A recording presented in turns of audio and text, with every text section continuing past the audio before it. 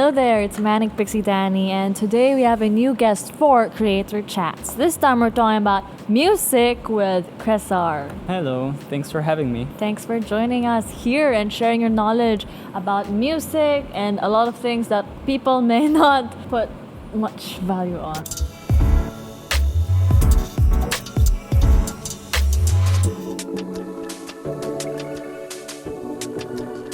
What do you do? What do I do? Well, I make Exactly. music, I produce music, I design sounds for film, and I adjust and mix audio for post-production deliverables. Anything that involves sound, well, that's where I come in. So you're not just an artist, a producer, you also engineer audio, you also help out other yeah. projects, video projects. Yes, and currently I'm more focused in being the background of every possible project every artist would get into. For example, recording debut singles and short films even, and a lot of broadcast mixing too when it comes to live broadcasting. So now that we know a little bit more about what you do exactly, can you share with us some of your music influences? Well, to be honest, the journey for that is very long. Although, let's cut it short, and I'll just say my influences would range from musicians to painters, even to authors, and also, directors. Because for me, music is something that makes you identify your characteristics as an artist, and you are able to apply it through sound. And a lot of it comes from improvising. So it's like being able to speak right now. I'm kind of improvising what I'm saying. I don't know what I'm saying, but then as I speak, this is the message I can give out, and this is the character I'm portraying for you guys. Same goes with music. Just like in music, you can have a message. Yes. You can deliver a character or Yeah. mold a character. Yeah, So and your I like that. identity is seen there, I like that a lot. But I do want to ask you a little bit more about your music process. So yes, you work on different things, different formats like film, Yeah. etc. But when it comes to your own personal music, can you tell us more about it? What's the thought process that goes with it? It depends on what roles I fill. If I am a producer, I make sure that the artist's ideas become more extravagant. So they usually play chords like C, A minor, E minor, A, or whatever chords they play. And then I would transpose that into something, or arrange it, if you music nerds want to call it, into something more ear-catching, And as much as film can grab the attention of the viewer, it's the same with the producer. They try to grab the attention of the listener.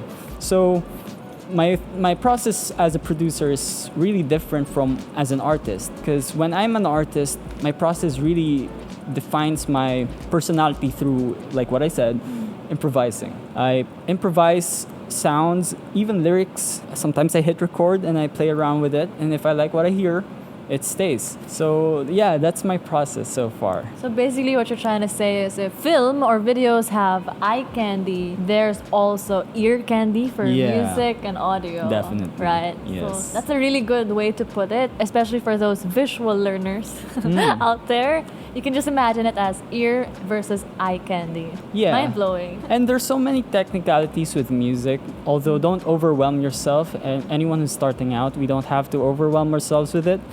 For as long as we can take it slow and enjoy the journey, the process of learning it. And okay, we could continue about getting equipment, because that's one of the essential parts of having a musical career, is that you have the right choice of equipment, not the pricey one, not the most common one, but something that fits your style and your personality. We're going to be giving advice to beginners. It's not just the skill or the mindset. You also have to talk about the equipment you'll start with. So what about the software? I would say there are 3 softwares that can be used for free, and it depends on what type of music you want to play. But let's go with recording, just audio. You got Audacity. Very common to hear Audacity. Even videographers use that. Now, when it comes to programming MIDI instruments, or programming instruments, you could use this thing called Reaper. Have you heard of that? Yeah. Reaper. Yes. There's a free version for on that in their website, Reaper.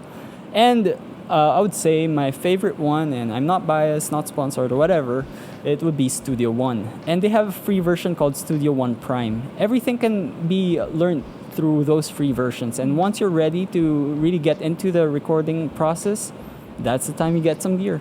So we've talked about starting equipment and software. I want to ask you a more serious question. Is it necessary to be signed under a label to be a successful musician? I spent a lot of my, well, not a lot of my life, but a major essential part of my personal growth being around musicians, snobby musicians. But, it's part of the charm of every musician. These people, they are part of big networks. They have labels. They have family members that know each and every personality in the music industry. And they always mention something to us whenever I expose myself with them because, I studied music and these are my professors, even my classmates, and they would always say one thing is that regardless of what connection you have, if you're not someone they can remember, they would not remember you. So if you wanna attain a label, which is okay, you guys, if you wanna attain a label, go ahead. But you always have to remember that you gotta be remembered. And in order to do that, you gotta stand out. I'm not saying that you be that hipster musician that plays all the music that no one plays. No.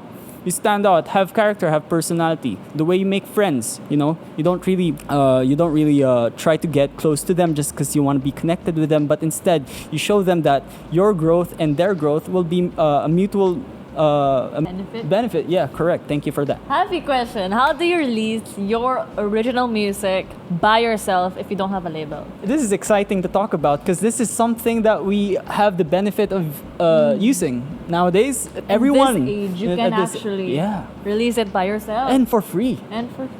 It's not about the money, but there are free websites that get a 50% cut in every royalty you get with your music. One website is called Rootnote. That's what my little sister uses. Shout I out produce to my little Daniel sister. Anika. Daniel Anika. It's like her, yeah. There are other paid ones, but the paid ones are more into distributing your music in a lot more platforms. Like even in TikTok, your music would be on TikTok. People could jam with it. People could use your music for whatever they want. So what I currently use and what we currently use is DistroKid. DistroKid is not the best, but it's the easiest because other distribution networks they're yearly pay for one release. DistroKid is unlimited release. Lifetime. And then you would just pay yearly. Let's say it's like a subscription for Netflix. Should I say price? Should I say the price? Yeah. 1.5 fee. 1.5 Distribution 1.5K, and then you get your distribution all across all the platforms Imagine for a year. A lot of people spend on Disney Plus, Netflix, when in Totally. fact you could do that to distribute your own. And to be honest, it's not about making money off your music. No, it's about sharing your music in all platforms, It's like trying to reach out to people that feel the same way you feel, and that's the point of being an artist. If you take the courage to just do it, release whatever you created, what you're proud of, actually gonna connect to people. You'll be surprised. It doesn't matter if it's like 20,000 or 2 million streams. It really feeling. Doesn't matter. There are people who will adore you and relate to you. Now let's start talking more about the platform Gank. So we talked about making your career a thing, releasing your own music even without a label. But what does Gank do, or how does it play a part in beginners or starting musicians and artists? I've been through a lot of websites that offer services as an artist, Like Fiverr. Yeah, like Fiverr, even Bandcamp. You sell your records, merchandise, audio, records, audio, name your price, whatever. Although there's something about Gank that makes it feel more, gratifying. And I think it's due to the fact that the environment in Gank is more or less people that really strive for, showing their personality through various things, not just music, not just sculptures or paintings. They do other things like photography, cosplaying, gaming, even some weird voice stuff, like it's there, and I think you could get weird there, you know, and that's the point of being an artist. You gotta get weird. You gotta And get the weird. thing is, if you're weird, it doesn't mean you're not gonna be mainstream, but you'll find your people. You would find Yeah. your people, yeah. So you're saying you can find your people in Gank more or less. Yeah, and it seems like it's growing. You know, it's still growing. So it's the best time to actually go to Gank is when everyone sees everyone else. You know, back when YouTube was new, that was the prime of YouTube because every YouTuber knows each other. You know, It's a small community. it's not. Yeah, it's small-ish, but then it's growing. You know, and now that's how I see Gank. It's something that grows together with the creators that come along with the website. I really appreciate that. And I really appreciate that you're part of this series or podcast because you could inspire other musicians because not a lot of people know that Gank is not only for cosplayers or gamers or streamers, but in fact different types of artists like our voice actors, our musicians, our artists. They're all Yeah. here and you can hire them. Support local. And something I would add that Gank does really good at, something I would add that Gank does well is trying to enforce your reward. You know, some people or some websites they show your reward as financial gain, couple more bucks, couple more pesos. You know, more money in your GCash, more money in your PayPal, whatever. I'm really interested by how Gank treats this because they do Gank Gold. You know. It's like a video game. It's like a video game and it has this sort of satisfaction when you see, oh, I have gold, you know, like it's different, man. It's just different. Yeah. Yeah. Boom. So I think something that a lot of artists should remember is that when you try to release your art and want to earn from it, go for something that's humble but at the same time playful, you know. And I think Gank is the place for that. Humble, playful, weird, excellent, and top of the line, because I would say there's nothing better than seeing gold. It's all about the gold.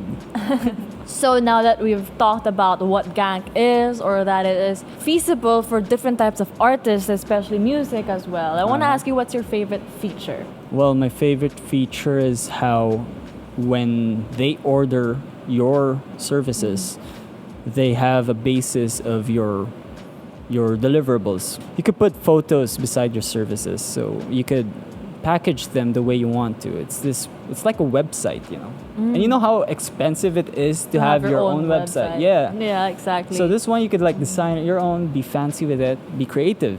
It's very important. I super agree. I even see others, they add videos or even presentations. They add a link to a moving presentation. Wow. Yeah, and I think it's not really that it doesn't give you that feeling that they are gatekeeping it, because there are some accounts I see that are really just straight up memeing, but then they do have people ordering their services. Yeah. So you really don't have to be all this fancy, I gotta get all the good gear, take the best photos and look like a legit creator. No, you just have to be fun.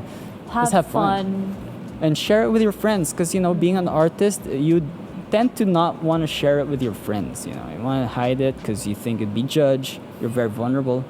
Although through Gank, I think it's the best place to be like, oh, hey, by the way, have you checked this out? And then they hit up that website and, they'll be like, whoa, I want to be part of this too. Okay, so before we end this interview, I want to ask you, do you have any specific advice for beginners? Or what's your message for them?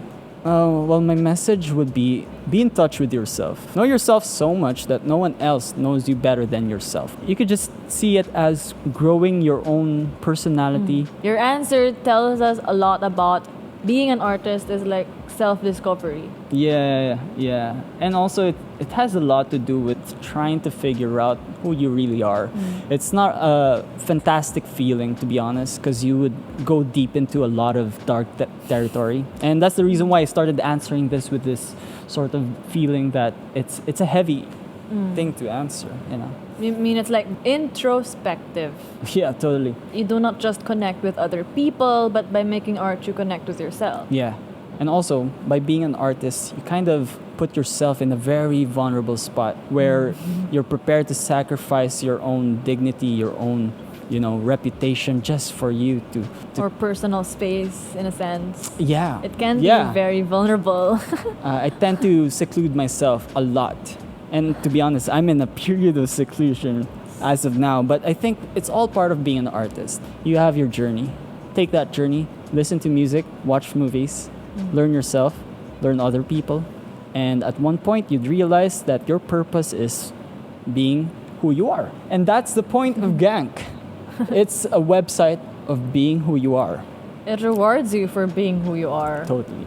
Yeah. Yes. I totally agree to that too. But then, if you want to be someone else, that's also another That's thing. a different story. Yes. But like for VTubers, it works out. Oh yeah, I think Part VTubers of are who they their- are. yeah, You know, exactly. like that's it in their imagination. That's in their subconscious. That's how they look in their minds. You know, and that's who An they alter are. ego of Yes. some sort. It's really cool to talk about. But yeah, before Yeah. we get deep into We would get VTube- way too deep into this. Yeah, thank you for that very insightful advice. I think a lot of us here are thinking deeply about Yeah. ourselves as well. Thank you. But Always be happy, guys. Top priority is make yourself smile. Because being an artist, that's all it's for. You want to make yourself happy. not really make other people happy. Yes. You first. You first. And then eventually others will also feel the same way. Yeah. So, to end this on a happy note, since we're talking about being happy, what are your future or upcoming projects or collaborations? Well, as of now, I've been working on a lot of audio work with Gank, fixing up their audio. So right now, what you're gonna hear is something I'd fix up. So that, and also I've been working with a bunch of debut artists. Like I named my little sister, she's part of those, and some other talented musicians that wish to, put their recording and music making in the next level. Because what I really do is that I make sure, I follow the theories and sound mixing. The standard volume. Yeah, and yeah, everything. standard volume. There's a standard for that. And also, you know what? Nowadays, Netflix and a lot of Yeah. studios, they have this problem where you cannot understand what they're saying unless you have subtitles on. And that's because a lot of sound engineers record with Dolby Atmos. And what they do is that if they're gonna put it on a television that works with stereo audio, is that they'll just compress it into a stereo file. Yeah, and there's this thing they're promoting right now. Sorry, no hate to Netflix. No, They're it's- promoting it's- premium Netflix right now. Right on. So it is spatial Dolby. Yeah, but not everyone has So- spatial. Exactly, they want yeah. you to pay for it. And now everyone watches movies with subs. You watch movies with subs, right? We don't understand what they're saying. But then, it's just a rant, and it's a common rant I hear also like on Reddit, sound engineers ranting that what the heck's going on with, mixing. What are your personal projects? Like, not just about helping out other artists, but what are your personal Oh, my projects? personal projects. Well, so I would say just my personal project. I can't answer that. Can't. Well, that's the thing. We do have personal projects. We work on music a lot of times. Yes, but We submitted something on Cyberpunk 2077. We did. We We did did. not. We tried make to it, but compete at with least that. we can release it. yeah, now. and I did it in like 3 days. Asked for your vocals. 3 days. Let's go. Bam. Amazing. And you're Hire- here soon. Yes, hire yes, him on yes. Gank. But right now, I don't think I'm focusing on my personal. I wanna share this talent or skill set I have. Help with Gank creators. Hit me up. Yeah, and Yes. we'd super appreciate your help in the future. So I hope you guys also request for his help because No audio problem. is important. Yo. Oh yeah. And if you'd like original music for your own stuff, Oh yeah, Amazing. film scoring too. I did a ton of that. Also theater music back then. Yes. all right, So anything, all right. just hit me up. Hit her up. It's Thank Gank. you so much for watching this episode about music. Right I hope on. it inspires aspiring musicians, maybe sound engineers, or any type of artist, because I got a lot of insights from this insightful person over here. So thank you so much. Thanks for having me. And we hope to see you guys again in future episodes. If you have any requests or questions specifically for Cresar, please let him know in the comments. We'll see you next time. Bye.